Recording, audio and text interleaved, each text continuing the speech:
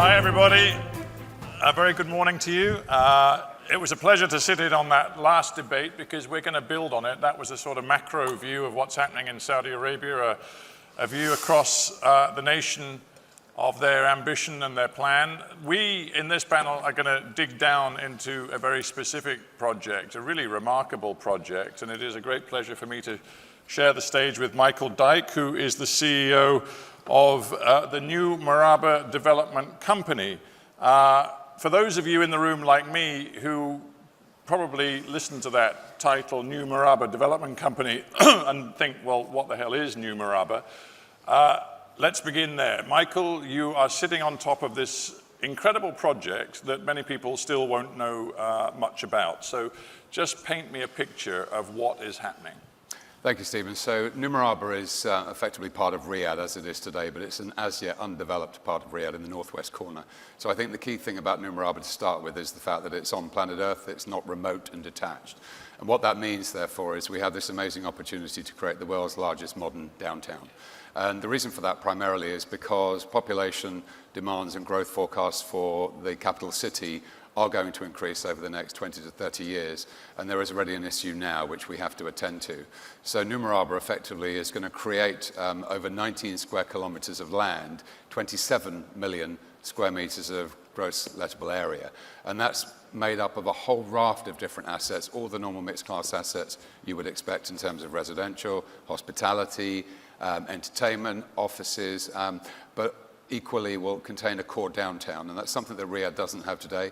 So Riyadh clearly is an amazing city already, but it does not have a core downtown in the way that we may know it when we think about London, when we think about New York or other such like. So therefore we will be creating that downtown in the heart of New Murabba, and around that we will have in the order of 18 communities, and each community will have between 15 and 35,000 people, and each community is based upon a 15-minute city principle, which means that everything that you would know and wish for in your community is available at very close proximity.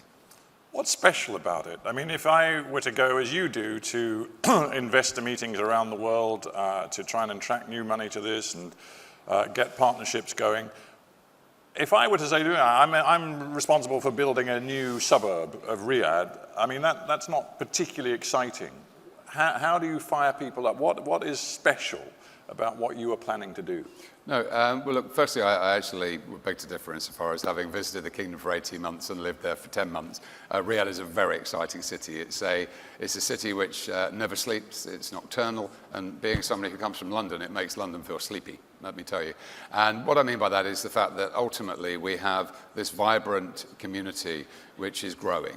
So therefore, there is a very real tangible need today and a great opportunity for partners, investors from all around the world and from within the region to be able to be part of that new future. The other thing that we're doing is we're basically a real estate development company, but we have a high technology play. So what I mean by that is, firstly, we will be a downtown in a city which actually is born smart.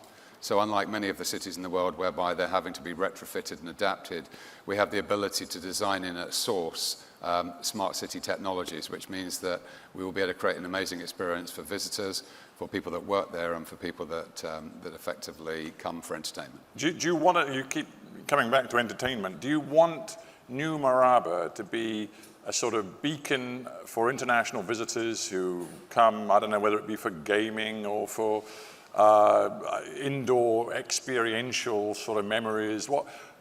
Because people in Dubai might be thinking he's trying to build something which may steal, some of our visitor numbers. What's the vision in that sense?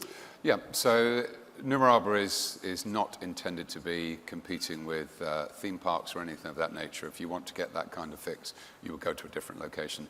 However, New Murabba will be certainly one of the world's leading centers for immersive technology and for holography, which is actually game-changing, I think, because of the potential that offers, not just for consumers and visitors to experience, but also what that can lead to in terms of technological advancement. You mean like a virtual reality experience? Absolutely. So if I took the Murabba as an example, so the Murabba is the centerpiece of New Murabba. It sits in the heart of the core downtown. I genuinely believe it's a modern-day marvel. It is the most complex structure ever known to man, ever built. To give you an idea of size, it's 400 meters by 400 meters by 400 meters. That is the equivalent of putting the Empire State Building inside 20 times. It's a very big shed. It's a very big asset. And the thing is that it masquerades as a building. Now, when inside, to your question, it is the world's largest immersive experience. And what I mean by that is the fact that there is effectively an immersive dome, which is 340 meters in diameter and 340 meters high. So when inside, you are transported to another world, and Murabba will be famous for being a gateway to another world. How quickly are you going to get this built? So we have 2,283 days until the 31st of December 2030, and that will be the point by which the core downtown is enlivened. The Murabba sits at the heart of that, so that will be fully functioning, and there will be 5 communities that sit immediately around that, which includes the first of our communities, which actually will be concluded in terms of concept master plan at the end of this year. 2,000 or so days to build this extraordinary new sort of city. It's a tough environment to do the building work. We know that Qatar struggled and was certainly heavily scrutinized for the way in which construction was handled for the recent World Cup. You will be scrutinized too. Are you confident that you're going to do it in a way that respects the rights of everybody working on this project? Totally. From a personal perspective and on behalf of Murabba, we have 3 principles. Number 1 is the fact that we have to be safe and well. So I can tangibly demonstrate that today by saying this time 12 months ago, Murabba had not physically commenced on the ground. Here we are today, having just celebrated only yesterday with several hundred people, the first phase of 10 million cubic meters of excavation, 3 million man-hours worked, and 0 lost time. And philosophically, we believe in keeping our people safe and well, preserving the right culture and the right environment, because if we have that, we have the chance then to play our best shots. Secondly, we respect people and we respect places. We put an enormous effort into the people that sit adjacent to and in and around Murabba, because the very nature of what we do in any form of modern engineering means that we create disruption for local communities, so therefore we work doubly hard to do that. If we do those 2 things, the third thing is that we then have the right to create amazing assets and to deliver an amazing place. This is essentially a Saudi state project, right? It's run with money from the PIF, and to what extent are you looking for financial support and partnerships around the world? So we are 100% owned by PIF, so the Public Infrastructure Fund, and what that means is that as of today, we are 100% owned. Our objective ultimately, however, is to supplement the funding from PIF with funding via partnerships and investments, which means that we are open for business, not just in terms of long-term enduring investment in the asset classes, but also in terms of partnerships to deliver the assets themselves. See, if I'm a potential partner sitting in New York, London, or wherever, I'm worried about a few imponderables that you can't control. I mean, one is just basic sort of politics of Saudi Arabia. This is very much a part of the 2030 vision of the current government in Saudi Arabia. What if things change? What if Saudi chooses to go in a different direction? You might become roadkill.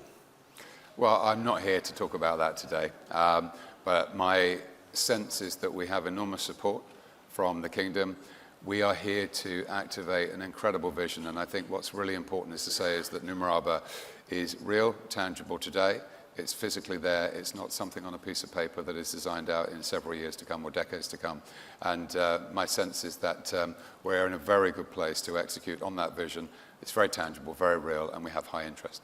Another pressure is one that comes from the international community in terms of doing something serious about climate change, and many governments around the world are committing to net zero by 2050. The Saudi government, just like all governments in this region, can't ignore that pressure.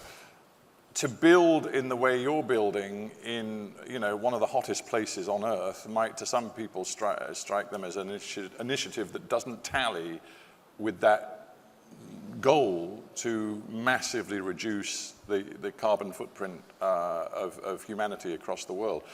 How can you convince them otherwise? So Murabba will be climate neutral, ultimately. And the reason for that is because Murabba isn't a project in the normal sense of the word. Murabba is, particularly the Murabba, is an iconic asset that will last for generations to come. That's the first thing. The second thing to say is that we actually are embedding all aspects of the Kingdom's commitments to global climate pledges. We subscribe largely to the United Nations Sustainable Development Goals. And ultimately, we are designing in sustainability at source. And if I took one example, 25% of the 19 square kilometers is given over to green space, is given over to mobility, which is non-transportational. And actually, climatically, 7 months of the year, the Kingdom is amazing to be outside experiencing everything that the climate has to offer.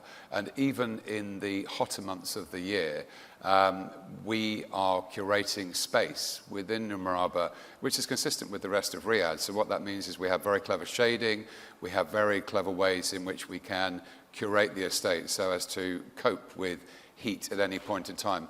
And also we're working with global licensing bodies to set new standards when it comes to accreditations and standards in relation to sustainability.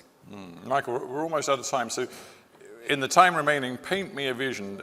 Imagine you've invited me to visit in 2030. I'm coming along. I'm excited. What am I going to see in 2030? And to what extent do you think what you've created will be something really quite extraordinary in this region, which has many different extraordinary things to offer visitors? Paint me the picture. Okay, so when you arrive, you will find something which is, frankly, outstanding in terms of scale. You will see modern technology fused everywhere. Everything will be operating in a way that is smart and is instant. But I think what's really important will be to not only see these amazing iconic assets, but they're based in a park. So the green space in Murabba is twice the size of Central Park, to give you an idea of scale, which means that actually when you're physically there, you're actually living in a park. And yet you are living in the world's largest modern downtown, which is fully enabled at source. Wow. You've come out exactly on time. You've given us the vision. We're all going to check it out perhaps in 2030 or maybe even sooner. Michael Dyke, thank you very much for joining us. Ladies and gentlemen, please give Michael a very warm hand. Thank you so much. Michael, thanks very much. Thank you, Stephen. Thank you very much.